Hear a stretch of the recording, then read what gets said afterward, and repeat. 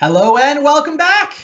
We've got one match left before everybody will have played 3 matches this season. And when the dust settles and we add up the standings, Bob Maher, you're going to be tied for first place.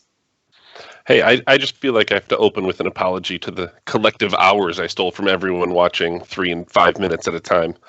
You used like 20, 25 minutes more than Aaron did that match. It's fine. Yeah, it's been a long day in the sequencing in my head. Like, by the time I got to step 4, I'd go back and mess up step 1 and had to come up with a whole new sequence. And there probably was 9 ways I could have ended that game earlier and failed to, but got there in the end.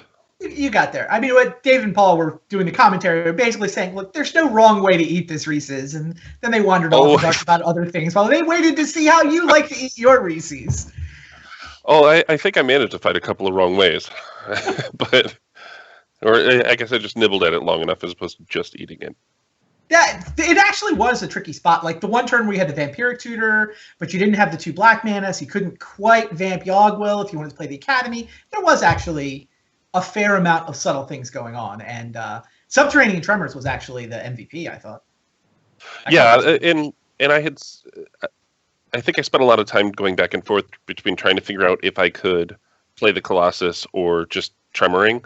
But I really didn't want to tremor and be tapped out.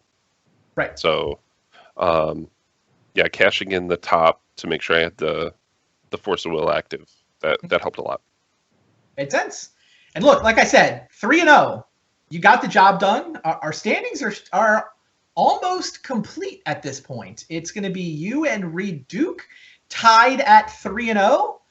You see a cluster of 4 players sitting on 2-1. They might be joined by Paul Rietzl, depending on the results of this last match. Rodrigo and Aaron could be joined by both Paul and Dave, depending again on the results of this last match. And Kevin and I don't know. Am I supposed to root for company down here? Am I on Team Rietzl? I don't know. I just want to see good magic, I think. I think you want more people in striking distance. I think I'd rather have, if I were you, I'd rather have 4 people at the 1 and 2 than only 3. Oh, I'll buy that. Sure. Yeah, what I really want to do is get up to 4th. I just got to get tied for 4th 6 rounds from now. Well, see, that's just it. I don't think coming out of last is enough. I think it's you just, I don't know. I don't want to be as many games back from the field typically. I'll buy it. Makes sense. I think I heard that our players are ready?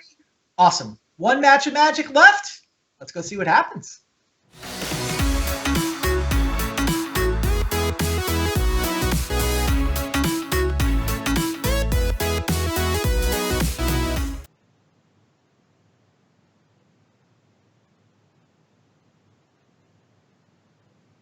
All right, here we go. Paul Rietzl is on a Delver list.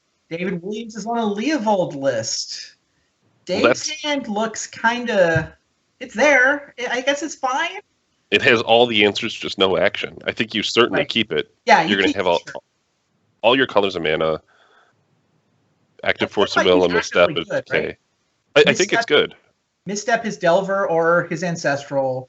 Abrupt Decay, his 2-drop. Not great. No action, like you said, but it's fine. Do you misstep the preordain? I think you misstep the first thing you need a chance at. I think I agree with you.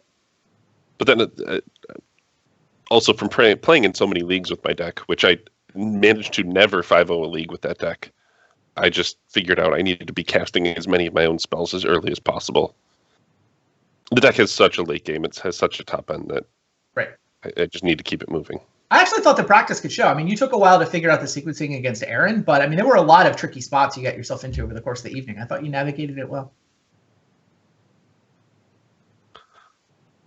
This Harsh Mentor could eat a Force of Will. He's got 3 of them, but could also eat an Abrupt Decay.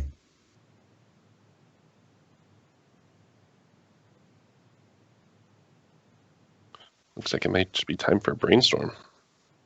Oh, sure. Oh, no, just wanted to sack ahead of time. So he... Oh, and I forgot he has the Bayou also. Considering the Bayou, I think the Mentor definitely sees play. I was trying to think about whether I wanted to lose 2 more life by using the Delta to get another. But it's not. Yeah, Bayou gives him the Abrupt Decay mana.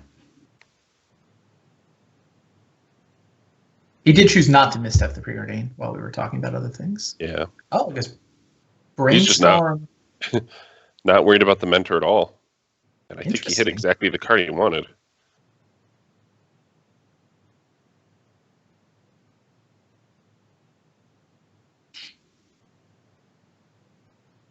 Where are you at on Harsh Mentor? I mean, Paul's got it in a deck where a lot of people would run Young Pyromancer. No Young Pyros in his version of this deck. His deck. I think it's very good. I think there's a lot of search lands in Vintage right now, and it can pose a far more unique problem than Young Pyromancer. But after boarding, I think there's decks that Young Pyromancer is so much better at. Interesting. Dave got his way up to that Deathrite Shaman, but he cast it off the jet rather than crack the Delta, and that turned on Paul's Mindbreak Trap. Yeah, things happen. I think you just let it go.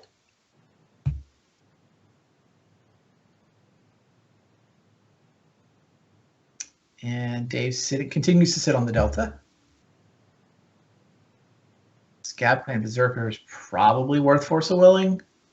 Yeah, I think you even forced. It's late enough in the game. If there was something to misstep, I think you'd have misstepped it. Right. Yeah, he waited for a better target than Preordained. Didn't really find it, though. I mean, being a blue card for Force of Will is a reasonable fate. I mean, I guess you could pitch Force to Force since you don't have a blue card for the other one. Yeah, that's what he decides to do. Keeps the misstep. So, I mean, there's a good chance with that Green Sun Zenith that he's going to get something that can be killed by lightning bolt. So it makes the security of having the the misstep in your hand a little different. And this may explain why he left Harsh Mentor in play. This, whatever he gets here, I'm going to guess it's going to have 2 power and 3 toughness. Yeah. It might fly, it might play lands from the graveyard, but it will probably... Either way, it's going to be 2/3. Green Sun Zenith package in this Sultai deck is kind of fun. Yes. Absolutely. Oh, it actually could just be Leovold. Yeah, okay. I don't know why I was trying to get too cute with some of the other one-ofs. I was too. I baited you. I said 2 power. Leovold does seem even better. There's the lightning bolt, just like you drew it up. Yeah, Paul didn't have it before. He gets to draw the card with the Leovold, and then he's still got the misstep for the lightning bolt. Wow, Dave's sequencing has worked out brilliantly. Yeah, that's just incredible. Yeah, that was all kind of sick. If you're Paul, I guess you run out Eidolon and cross your fingers and hopes this is good enough.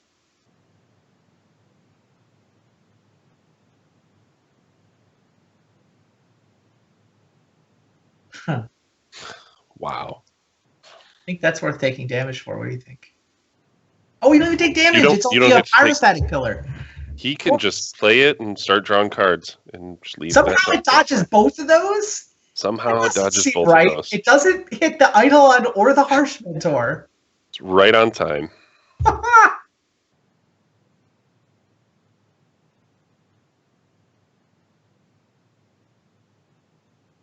Fetch land will stink.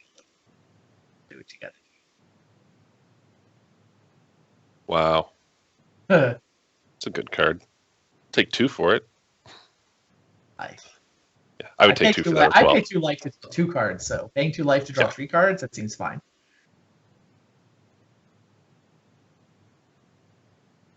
Leovold is a problem, however. Yeah. Paying 2 life to not draw 3 cards, not a great recipe. That's worse. It's worse. Paul might have got away with that in a real life tournament. Just confidently, I'll draw 3.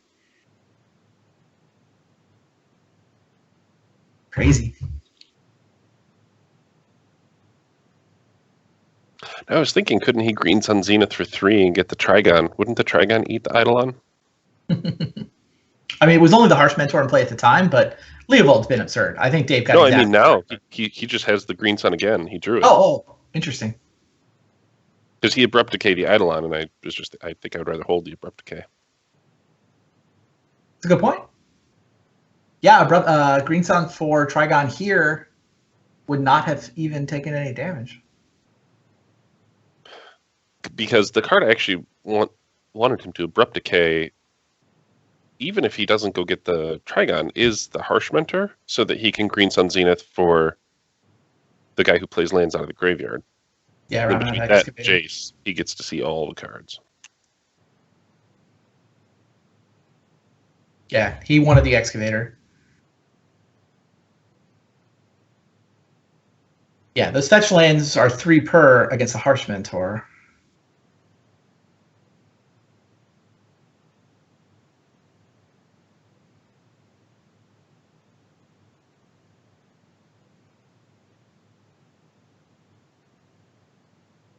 And he gets to get I Jace assume off. those are attacking Jace.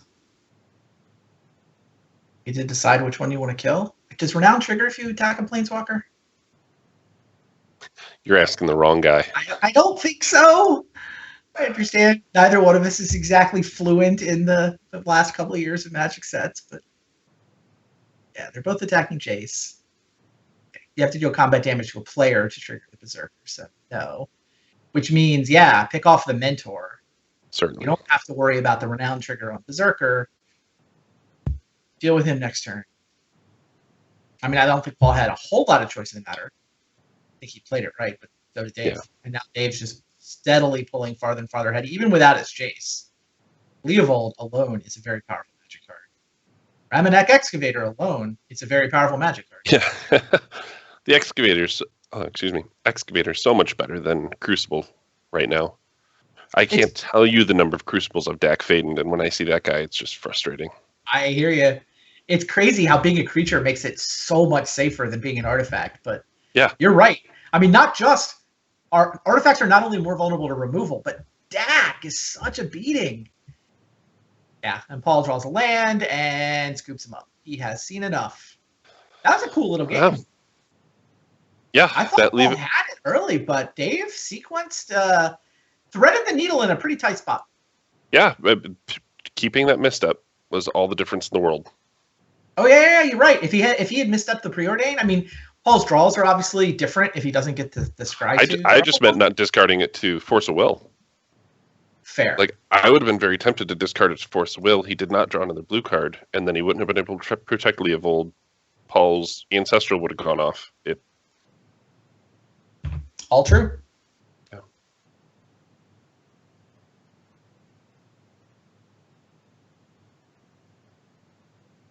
Do you have much experience with this matchup?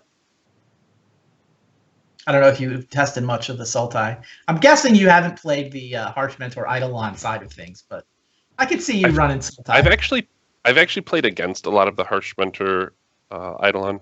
Yeah, I have too. I've definitely seen it around. And we even messaged a little bit when it was time to turn in decks. I was between the Sultai deck and the deck I played. Those were the two lists I had ready to submit, and was just trying to pick between them.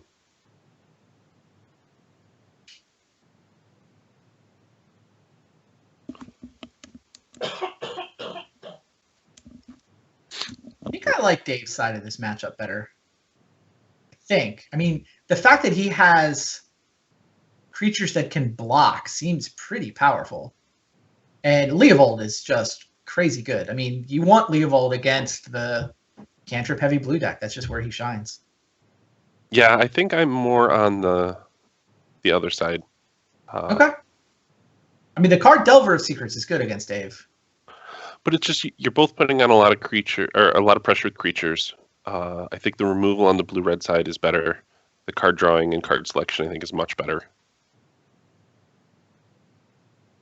It's an interesting match, at least. Like, you're going to get more than a couple turns, and they're typically going to be pretty interactive turns. So is this really he mulligan to 4? I thought it was 2 mulligans, but maybe it was 3. Yeah, it looks like triple mulligan. Yikes. Oh. Yeah, and then you just hope your wasteland screws him at that point. Let's hope that's it.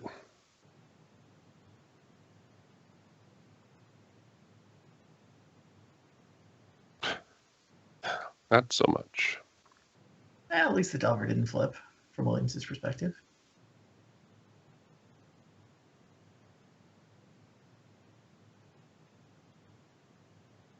But yeah, I feel like Paul has to be the aggressor, has to be pretty far ahead in the first couple of turns. In this game, he will be.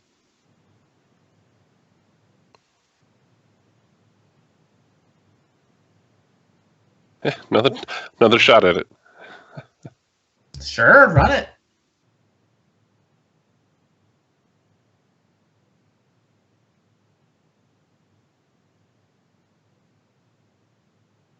Delver still doesn't flip, but wow, mana off the top again.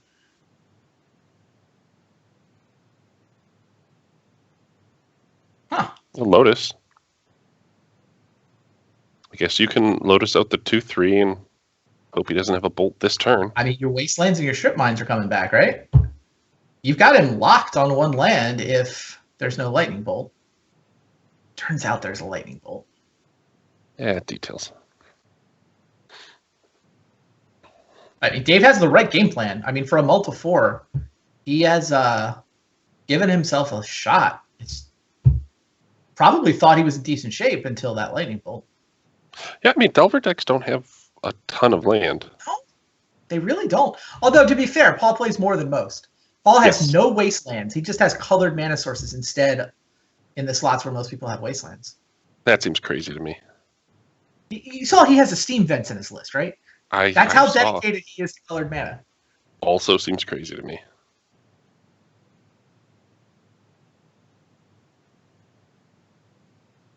I think his days with those step links is just wrecked him for everything else.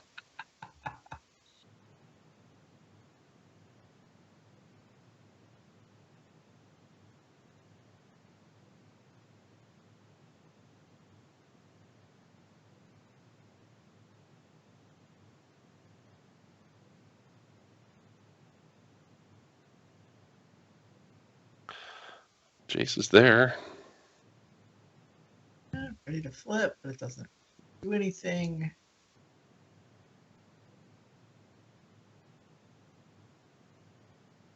Wow, doesn't just go straight for the Eidolon. Huh.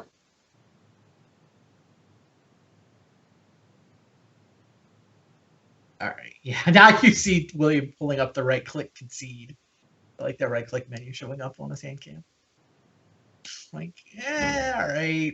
Maybe what happens? I draw land. Can't even activate Jace without taking 2. Yeah, and that land is 3 more. Both those lands represent 3 more damage. Yeah, there we go. All right, we're going to go to game 3. David Williams currently 0-2. Paul Rietzl currently 1-1.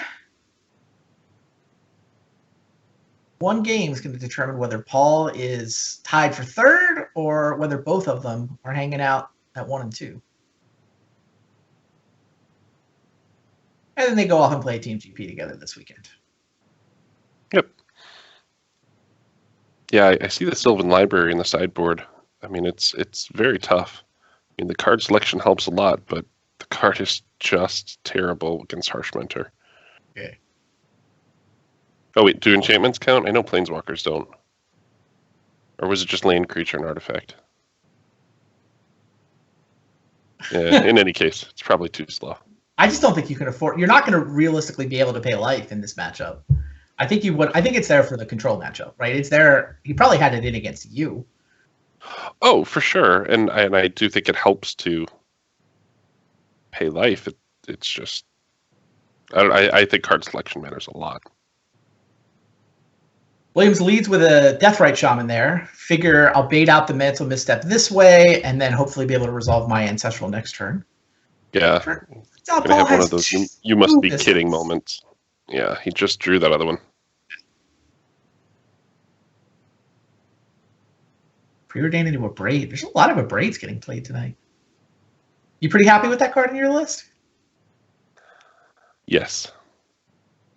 One of those tips to others playing Vintage, because I've played actually a lot of leagues with the deck I have, and every league I play, I wish I had more Braids. Interesting. So Williams does not force the misstep. He just goes for the Wasteland and holding back his Force of Will instead. I think that makes sense, especially since both his blue cards are great. I agree with it. It's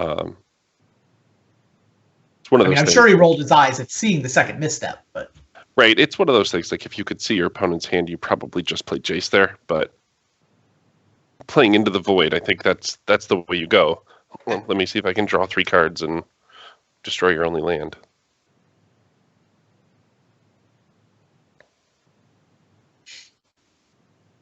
seems bad for Paul that he has no creatures in play and it's turn 3. Like, definitely. David will run away with this if there's not pressure in the first few turns. defense. Pays the 2 life. Wants to play the Delver and a Braid Chase. Makes sense. I don't know. I actually would have held on to the Time Walk to be a card for Force of Will or get an extra attack out of my creatures. Just like you said, you've gone a few turns without any pressure. Yeah, I would have been very tempted to hold it. So you just a Braid there? Yeah, Wow. just a Braid and go. Williams is going to force. He pitches the Jace, not the misstep. Interesting. I guess he is sitting on an Ancestral in the yard. And Paul's going to force back. Oof.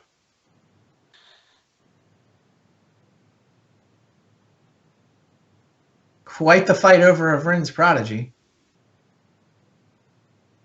And now we're going to see Abrupt Decay kill a Scab Clan Berserker, and 3 lands will play against 2 lands and a misstep.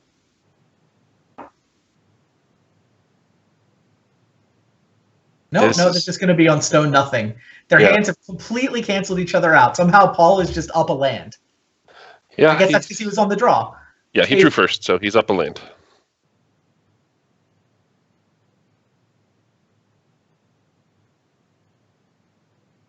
Oh, yeah. Oh, my goodness. Paul's deck has loved him this game. He's had multiple really good draw steps. This one included. Yes.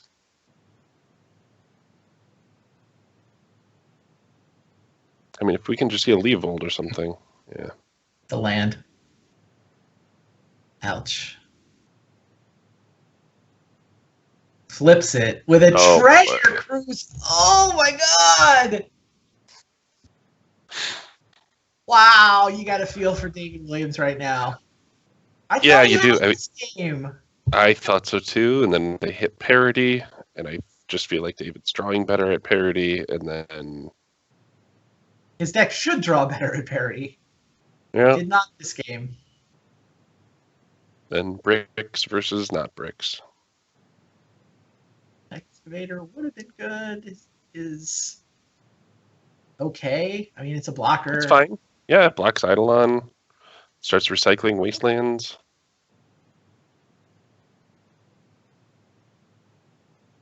He needs to find a Delver. The Harsh Mentor is going to slow that down a lot. Sure.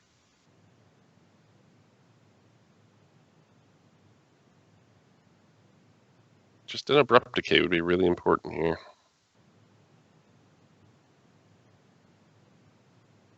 And Paul even drew the blue card for his Force of Will. Mm-hmm. Easy. Like get the wasteland from the yard anyway, even if you're not gonna crack it here. Yeah, David has to draw a way to kill Delver through Force of Will. Basically needs an Abrupt Decay to get this board back to stable.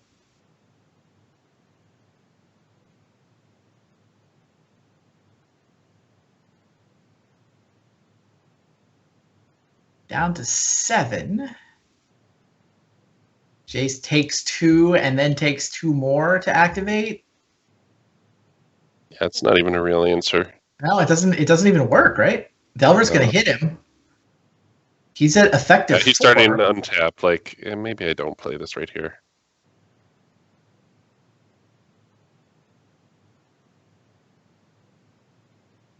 I mean, I would play the Misty Rainforest out of the graveyard, but I don't think it'll matter. Another random Harsh Mentor probably put Paul in just Alpha Strike range, even if Dave comes up with a... So I think these games have showed some places where Harsh Mentor really matters versus Young Pyromancer. Fair. And Yeah, does, you're right. It's a great point. Young Pyro would not have been as good here as the Harsh Mentors have been. Dave just needed a little bit of life to work with, needed to be able to activate his Fringe Prodigy, and he needed to be had a Wasteland lock set up that he wasn't able to deploy because of the Harsh Mentors. So, I mean, it was just one of those things that we were talking about how it was funny. They were just at parity. Like on David's turn, they each had 3 lands. He had the misstep for the 1/1 drop in his opponent's hand, and then he drew a creature that would hit play the same turn, and then followed up with draw 3, and that's vintage. Yep. That is vintage. Yeah, I don't think David did anything wrong. I think the game was basically came down to a top deck fight. At the same time, I do think Paul deployed some interesting technology. They both did. I mean, I love the Excavator tech. Harsh Mentor. Vintage is just cool stuff going on. Yeah, it's been an interesting evening. I didn't have a lot of success with the deck in vintage leagues. So maybe I was too far down on it. But I think I drew really well tonight and had some fortunate breaks. I thought you drew well. I thought you caught some breaks. I also think you played it really well. And there you see your name right next to Reed Duke in the 3-0 pile. We've got 5 players on 2-1. And 5 of us hanging out below 500, trying to claw our way back into playoff contention next week. Grixis Thieves was apparently the deck to play this trip through. Reed did 3-0 with Sultai, but Sultai also put up an 0-3 with David Williams, put up an 0-3 with Kevin Cron, put up a 1-2 with Rodrigo Tocores. So I actually think the Leovold decks were below 500 on balance. Grixis Thieves, though, 5-1 between you and Eric. 5-1. That's not nothing. I mean, it helps, right, that 0 copies of Mishra's Workshop got played by the 12 of us. See, actually, I was having but I was going solidly 50-50. Yeah. There were a couple like key tweaks here and there. A couple of people doing very well with Mishra's Workshops in the leagues they were probably 60-40 on me. Yeah. So that's probably a little more representative of what it would be with this crew with outstanding pilots. Yeah, fair. But now, new decks. Next week, all 12 of us will submit new deck lists. Haven't rolled up the schedule yet. Can't tell you exactly who's going to be playing next Tuesday, but we do know it'll all be new decks. Maybe there'll be some Ixalan cards. Maybe there'll be some Mishra's Workshops. Maybe some Bazaars of Baghdad. Maybe I'm going to guess a mentor here and a mentor there. I don't know. It should be interesting to see what people bring to the table again. Yeah, it'll be very exciting. Hats off to you for winning the week, Bob. Good luck in the next set. And all of you out there watching, come back, same time, same place next week. We'll have some fresh decks and some more vintage for you. See you then.